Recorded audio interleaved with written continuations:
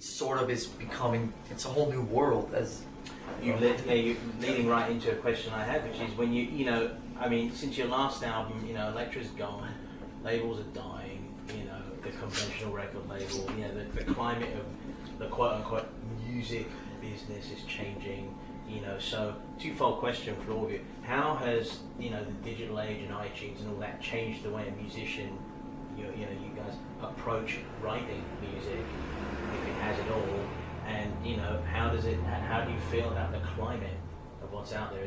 Are you still completely insulated from that? Or? I don't think it changes much in the way we write. I think that I think we're just starting to come out from under that bubble of being in our own creative minds the last couple of years. I mean, obviously, with everybody's talking about the Radiohead thing, and it's a little early. I think probably in another month or two we're going to start kind of putting our, you know, checking out what's going on around us. Do you know what I mean? But obviously there are. How's that coming along? Just for the record, that Radiohead thing. I mean, are people actually making donations or what? Of course, people.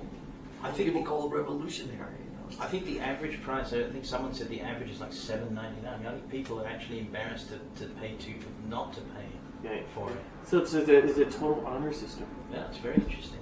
Wow. But I mean, in terms of, you know, what I was saying, I was wondering, yeah, do you think the listening audience sits and listens to full albums anymore? Does it matter? I don't know. Then you get into a personal opinion, right? Because, you know, as far as how you market the record and all that stuff, that'll figure itself out. Whatever technology is available, whenever your record comes out. But as far, you know, your question was, has it affected your writing? Sure. You know, do you want, you know, I don't want to sit through an album with 14 songs on it. It's too much. I'd rather have 8 friggin' solid, amazing songs that have their own feel and vibe, you know, like a Puppets or Ride the Lightning. You know, there's a part of me that the load thing was, it's just too much, you know, at that point. It's like, how much can you put out there? But finishing these 14 songs makes total sense.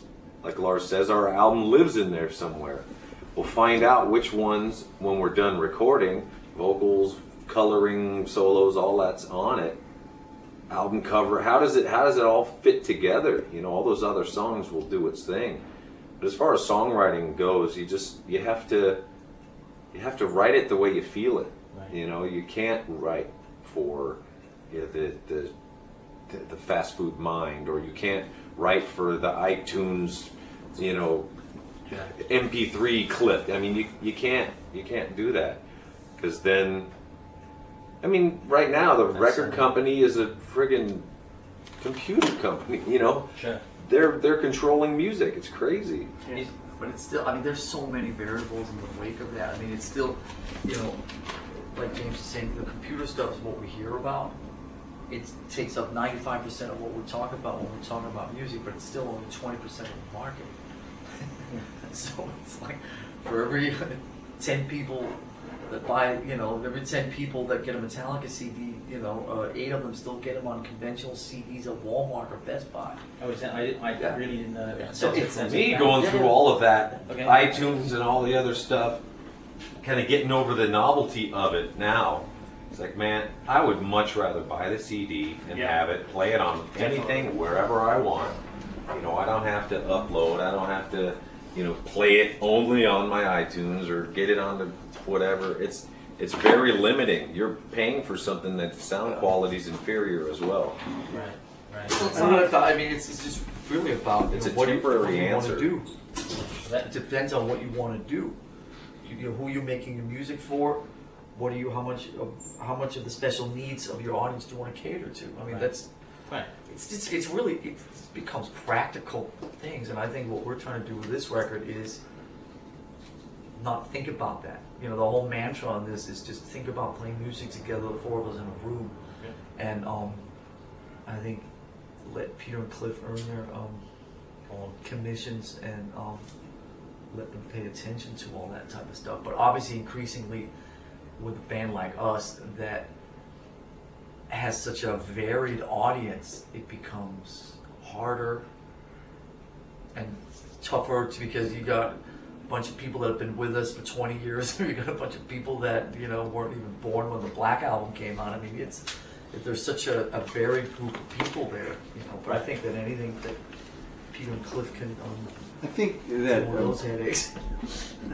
for the most part, people that are interested in what we do, in the music we make, are going to be interested in the body of music as a whole, not just one or two songs. I think that the songs back to back are important to our fans. You know, they want to feel what they felt on like a Master of Puppets. You know, the complete picture. It's like looking at a work of art, a painting.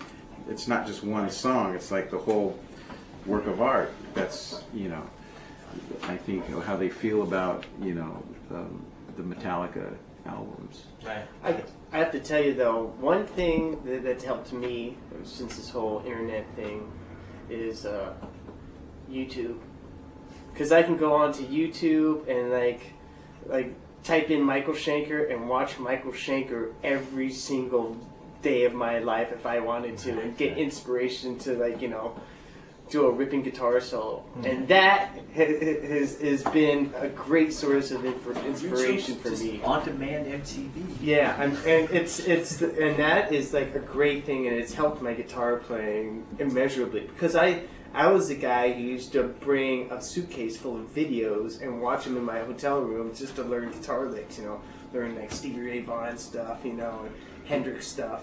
And now I can just bring a computer, you know, go onto YouTube and type in Jeff Beck and then watch Jeff Beck videos all night and learn all sorts of guitar licks. It's a great thing.